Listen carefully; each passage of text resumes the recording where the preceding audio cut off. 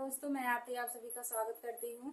छोटा सा प्यारा सा एक गीत लेकर आई हूँ। जैसा भी लगा कमेंट में जरूर बताइएगा। बहुत ही प्यारा गीत है दोस्तों, और एक चुटकुला गीत है, तो शुरू से लास्ट तक सुनिएगा जरूर, और फुल वॉच करके जैसा भी लगा कमेंट में जरूर बताइएगा। चलिए मैं सुनाती हूँ।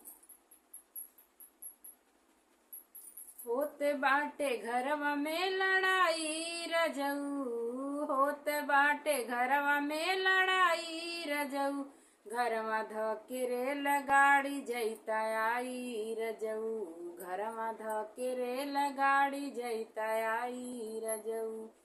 जैता आई रजऊ हो जैता आई रजऊ, घरवा धके रेल गाड़ी जैता आई रजऊ, घरवा धके रेल गाड़ी जैता आई रजऊ, घरवा धके रेल गाड़ी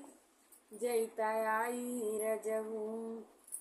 आगे लागे राजा तोहरा रुपया कमाई हो, आगे लागे राजा तोहरा रुपया कमाई हो, मेकअप में उड़ावे पैसा बहिन औरी माई हो, मेकअप में उड़ावे पैसा बहिन औरी माई हो, आगे लागे राजा तोहरा रुपया कमाई हो, मेकअप में उड़ावे पैसा बहिन औरी माई हो, मिले नाही हमके एक पाई रजऊ, मिले नाही हमके एक पाई रजऊ, घरवा धके रेल गाड़ी जैता आई रजऊ, घरवा धके रेल गाड़ी जैता आई रजऊ, घरवा धके रेल गाड़ी जैता आई रजऊ। हरदम गारी देली पिया तोहर माई हो, हरदम गारी देली पिया तोहर माई हो, हरदम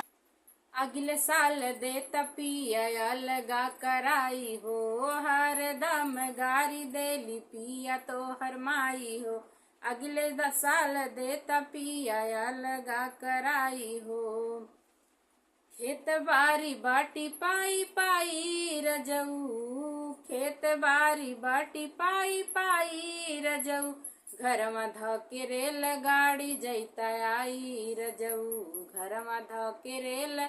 गाड़ी जैता आई रजऊ, घरवा धके रेल गाड़ी जैता आई रजऊ। घरवा में भइल बाटे जियल दूसवार हो, घरवा में भइल बाटे जियल दूसवार हो, साही कबले दुख पिया जिया जाता जर हो, घरवा में भइल बाटे जियल दूसवार हो, साही कबले दुख पिया जिया जाता जर हो, हरदम करेला लड़ाई तोहर भाई रजऊ, हरदम करेला लड़ाई तोहर भाई रजऊ, घरवा धके रेल गाड़ी जैता आई रजऊ,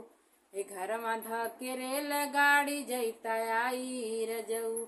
जैता आई रजऊ हो जैता आई रजऊ, घरवा धके रेल गाड़ी जैता आई रजऊ, घरवा धके रेल गाड़ी जैता आई रजऊ। तो दोस्तों, हमारा गीत जैसा भी लगा कमेंट में जरूर बताइएगा, और फुल वॉच करके जरूर सुनिएगा।